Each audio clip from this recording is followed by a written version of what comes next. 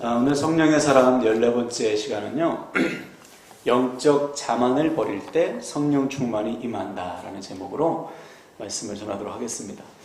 오늘도 우리 다니엘 기도에 동참하신 우리 기도의 종들을 축복합니다. 오늘도 우리의 기도는 그냥 우리 개인의 기도가 아니고요. 하나님의 기적을 나타내는 도구가 됩니다. 아멘이세요? 네. 하나님은 기도하는 자를 통해서 역사하시기 때문에 기도하는 자를 간절히 찾으시고 그 음성에 귀를 기울이시기 때문에 우리의 기도가 얼마나 중요한지 몰라요. 이스라엘 백성들을 애굽에서 건질 때도 단 한 사람의 기도를 들으시고 응답하셨고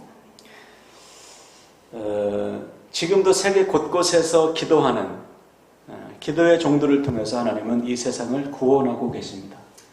그런 의미에서 오늘 우리가 이 자리에 나왔다는 것은 하나님께서 우리를 쓰시겠다는 거예요. 그래서 오늘 우리는 엄청난 소망과 확신 가지고 선포해야 됩니다. 여러분, 기도는 선포거든요. 우리의 생각과 우리의 지식으로는 기도할 수 없어요. 그러나 믿음으로 기도할 수 있는 거예요. 믿음으로. 수건 좀 하나 갖다 줘요. 자, 지난 시간에 우리는 성령의 권능이 우리에게 임하는 목적을 알았어요. 왜 하나님은 우리에게 권능을 부어주시는가? 그 분명한 이유가 있었죠. 바로 우리에게 성령이 임하시는, 우리에게 권능이 임하는 목적은 오직 예수 그리스도예요. 그분을 위해서. 즉 나의 유익과 만족을 위해 성령이 임하시고 권능을 부어주시는 것이 아니고 오직 예수님을 높이기 위해서, 예수님의 영광을 위해서 그 이름을 증거하도록 우리에게 성령이 임하신 거예요. 다시 말해서 우리가 사는 목적 자체가 예수 그리스도인 거예요. 우리가 사는 목적이. 네. 이것이 분명해야지만 우리는 이 땅에서 주님의 증인된 삶을 살 수가 있어요. 바꿔 말하면 그러면 누가 삶 속에서 성령의 권능을 누릴 수 있는가? 예수님을 높이기 위해 사는 인생이죠. 오직 삶의 목적과 목표가 예수님인 사람만이 매일의 삶 속에서 모든 일마다 성령의 도우심과 역사하심을 경험하게 되는 거예요. 고맙습니다. 그래서 우리는 속아서는 안 돼요. 이거 행주 아니에요?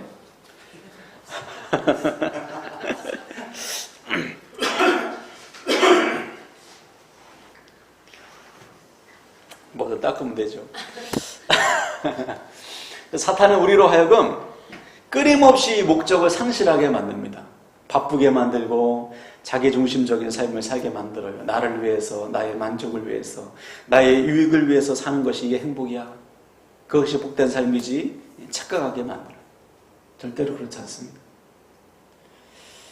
바울은 이렇게 고백했어요. 로마서 14장 8절 보면 우리가 살아도 주를 위하여 살고 죽어도 주를 위하여 죽나니 그러므로 사나 죽으나 우리가 주의 것이로다. 더 이상 우리 자신을 위해서 살 이유가 없다. 그런 삶은 이미 십자가 위에서 청산했다. 이제는 살아도 주를 위해서 죽어도 주를 위해서 죽는다. 또 고린도전서 10장 31절 봅니까? 그런즉 너희가 먹든지 마시든지 무엇을 하든지 다 하나님의 영광을 위하여 하라 그랬어요. 모든 일의 목적이 예수 그리스도, 하나님의 영광에 있다. 이때 우리는 진짜 행복, 진짜 만족, 진짜 기쁨을 누리게 되어 있습니다. 이것을 우리가 알아야 돼요. 한번 생각해 보십시오. 나 같은 죄인을 사랑하셔서 구원하시고 하나님의 자녀 삼아주신 것도 감당할 수 없는 은혜인데 날 쓰시겠다잖아요. 나를 구원하신 것도 평생 우리가 갚을 수 없는 은혜인데요. 그런 나를 주님의 영광을 위한 도구로 쓰시겠다잖아요. 주님의 증인으로 들어 쓰시겠다잖아요. 생각만 해도 가슴 벅찬 일 아닙니까? 이것을 위해서 우리가 우리의 삶을 드린 거잖아요. 헌신했잖아요. 그럼 그 사람 하나님이 쓰시는 거죠. 이보다 더 영광스러운 삶은 없어요. 하물며 여러분 맛있는 식당 가서 맛있는 음식 먹으면 야 어디 맛있대. 우리가 막 선전하고 다니잖아요. 더군다나 나 같은 죄인을 값없이 살려주신 구원하신 하나님의 은혜를 우리가 알고 있다면 어떻게 전하지 않을 수가 있냐 말이죠. 우리가 지금 이렇게 구원받은 것도 누군가 나를 포기하지 않고 끝까지 십자가의 주님을 전하고 알려주었기 때문에 그 사랑을 나에게 알려주셨기 때문에 지금 우리가 이렇게 구원의 기쁨을 누리고 있는 거잖아요. 그 사랑의 빚을 갚으시길 바랍니다. 나를 위해 죽으시고 부활하신 주님의 사랑의 빚을 갚는 일이고, 나를 위해 헌신하며 복음을 전해진 누군가의 사랑을 갚는 것입니다. 그때 하나님은 우리를 통해 반드시 주님을 증거하시고 우리 주변의 영혼들을 구원해 주실 줄로 믿으시길 바랍니다. 그래서 오늘부터 살아도 주를 위해, 죽어도 주를 위해, 먹든지 마시든지 다 주님의 영광을 위해서, 우리를 통해 수많은 영혼들이 구원받고 우리 주님의 이름이 나를 통해 영광받기에 헌신하시기를, 쓰임 받으시기를 주님의 이름으로 간절히 축원을 드립니다. 자, 오늘은 이 성령 충만을 가로막는 장애물에 대해서 좀 배우겠어요. 하나님은 나를 주님의 증인으로 들어쓰시고 나에게 성령을 부으셔서 나를 통해 일하시길 원하는데, 성령을 가로막는 게 있습니다. 나로 하여금 성령 충만하지 못하도록 방해하는 것이 우리 안에 있어요. 그게 뭐냐? 결론적으로 말씀을 드리면 영적인 자만, 영적인 교만이에요. 쉽게 말해서 이 정도면 됐어, 이렇게 생각하는 순간 성령의 불은 꺼져요. 영적 교만, 영적 자만이 너무나 무서운 것이죠. 자, 그런 의미에서 오늘 본문을 다시 보시면 베드로전서 2장 2절을 보시면, 갓난아기들 같이 순전하고 신령한 젖을 사모하라. 이는 그로 말미암아 너희로 구원에 이르도록 자라게 하려 함이라. 자, 베드로는 교회를 향해서 명령했어요. 여러분, 갓난아기처럼 사모하세요. 주님의 은혜를 사모하십시오. 순전하고 신령한 젖을 사모하십시오. 그래야 자라갑니다. 그랬어요. 갓난아기는 본능적으로 엄마의 젖을 찾잖아요. 그렇죠? 엄마의 젖 냄새를 맡고 엄마의 젖을 먹어야 살기 때문에 아주 본능적으로, 필사적으로 엄마의 젖을 갈망해요. 사모합니다. 그렇게 하나님의 은혜, 그렇게 성령의 충만을 갈망하란 말이에요. 갓난아기처럼. 내가 성령의 은혜가 없으면 안 됩니다. 내가 성령의 충만이 없으면 내가 살 수 없습니다. 이렇게 갈망하고 사모하는 사람에게 성령의 충만이 임한다는 것이죠. 다시 말해, 성령은 사모하는 만큼 임하십니다. 한번 따라할까요? 사모하는 만큼 임하신다. 맞아요. 예. 우리가 성령 충만을 갈망하는 만큼 성령은 우리에게 임하시는 거예요. 그런데 반면에 내가 성령을 갈망하지 않으면, 내가 성령을 사모하지 않으면 성령은 우리에게 임하시잖아요. 그러므로 성령 충만을 가장 방해하는 요소는 뭐냐? 사모함이 없는 마음, 갈망하지 않는 마음. 성령 충만에 대한 사모함이 없으면 성령은 절대로 그에게 임하시지 않습니다. 이 영적 교만함이 무서운 거예요. 마치 요한계시록 3장에 기록된 라오디게아 교회, 그 사람들은 스스로 뭐라고 얘기했죠? 나는 부족함이 없어. 나는 풍요로워, 부요로워. 나는 괜찮아. 나는 이대로가 참 좋아. 스스로 그렇게 말했어요. 실제로 그들은 부자였거든요. 삶에 문제가 없어. 뭐 재정적인 문제, 질병의 문제, 아픔이 전혀 없어. 좋아요.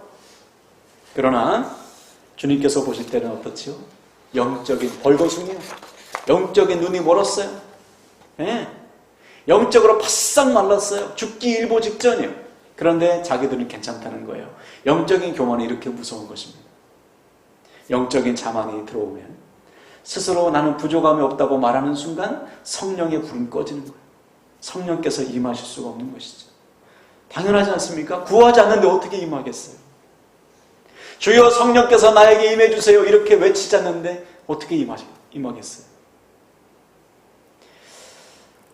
우리가 잘 아는 다윗도를 보시면 그가 자신의 부족함을 알고 하나님의 은혜 없이는 살 수 없다, 그렇게 자각했을 때는 그는 성령 충만함을 누렸어요. 그러니까 다윗이 골리앗 앞에도 서죠. 네.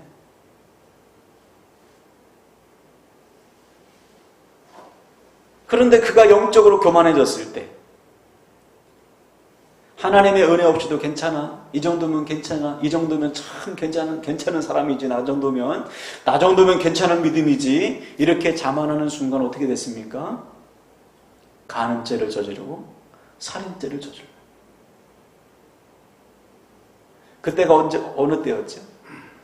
암몬과의 전쟁을 앞두고 겨울에는 전쟁을 쉬었어요. 가을에 전쟁하다가 추워지니까 전쟁을 쉬고 날이 따뜻해져서 다시 암몬과 전쟁을 시작하는데요. 그때는 반드시 왕이 출정해야 됩니다. 왕이 앞에서 나를 따르라 해야 돼요.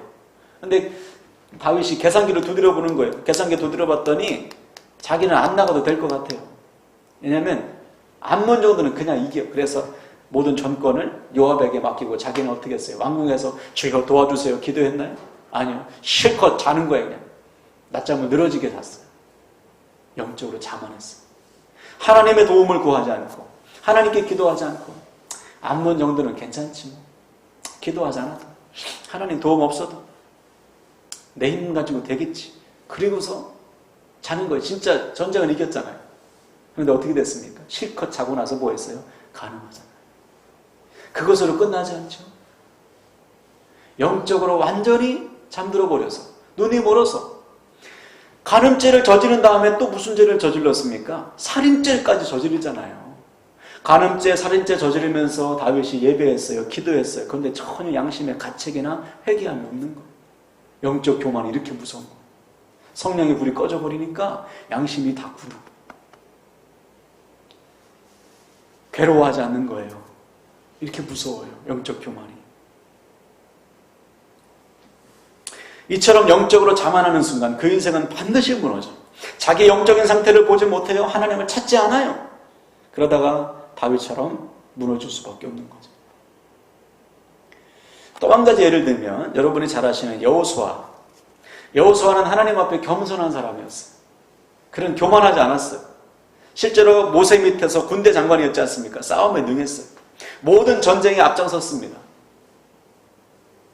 모세가 죽었어요. 그러면 여호수아가 자만하고 교만한 사람 같으면 이제 내 시대네. 나는 모세보다 더 잘 싸우니까 하나님 저에게 맡겨주세요. 제가 능히 할 수 있습니다. 이러지 않았어요. 벌벌벌 떨었어요. 하나님 저 같은 사람이 어찌 제가 어떻게 이 백성을 요단강을 건너서 가나안 땅을 정복합니까? 주님 저는 절대 못합니다. 제 힘으로는 못합니다. 두렵고 떨고 있었어요. 두려워서. 그때 주님께서 나타나셔서 명령했죠. 너 모세에게 준 율법을 순종하면 좌로나 우로나 치우치지 않으면 내가 너와 함께 할 거야. 너 형통할 거야. 내가 너로 너의 조상에게 맹세한 땅을 얻게 할 거야. 하나님께서 소망을 줬어요. 다 암대했어요. 그 말씀을 붙들고 여호수아가 확 일어났죠. 하나님 앞에 엎드려서 하나님께서 주신 말씀 붙들고 일어났어요. 순종했어요. 하나님의 말씀 하나하나 다 순종했어요. 토시 하나 빼놓지 않고 하나님의 말씀을 순종했더니 어떻게 됐어요? 여리고성을 점령하잖아요. 요단강을 건너고 그 큰 여리고성 한 번도 싸우지 않고 피 한 방울 흘리지 않고 여리고성을 함락시켰어요. 거기에 있는 모든 것을 다 얻었어요. 자, 그런데 그 다음에 여호수아의 마음이 높아졌어요. 교만해졌어요. 한 번 싸움을 이기고 나니까 될 것 같거든요. 그래서 그 다음 싸움 어떻게 됐죠? 아이성과의 전쟁에서는 계산기 두드리는 거예요. 3,000명만 있으면 아이성은 작은 성이에요. 아주 작은 마을이에요. 충분히 이길 수 있어. 하나님의 도움 없어도 돼. 우리의 힘으로 돼. 그리고 가서 어떻게 했어요? 지잖아요. 도망 나오잖아요. 하나님 앞에 겸손하면 큰 여리고성도 이기지만 교만하면 작은 것에도 지는 거예요. 이것을 여호수아가 깨달은 것이죠. 그 다음부터는 그냥 하나님 앞에 엎드리는 거죠. 단 한 번도 교만하지 않았어요. 정신 차렸어요. 우리도 마찬가지예요. 여러분, 오늘 우리는 반드시 결단해야 됩니다. 성령은 교만한 사람에게 임할 수 없어요. 겸손한 사람, 엎드리는 자, 하나님의 도움을 구하는 자, 성령을 사모하는 자, 성령 충만을 간절히 갈망하는 자에게만 임하시는 거예요. 이 밤에 성령 충만을 사모하며 갈망하시길 축복합니다. 겸손히 하나님 앞에 엎드립시다. 하나님의 도움을 구하세요. 그래서 오늘 저와 여러분에게 겸손히 성령을 사모하는 저와 여러분에게 성령의 충만함이 임하시기를 주님의 이름으로 간절히 축원을 드립니다. 아멘. 아멘. 아멘.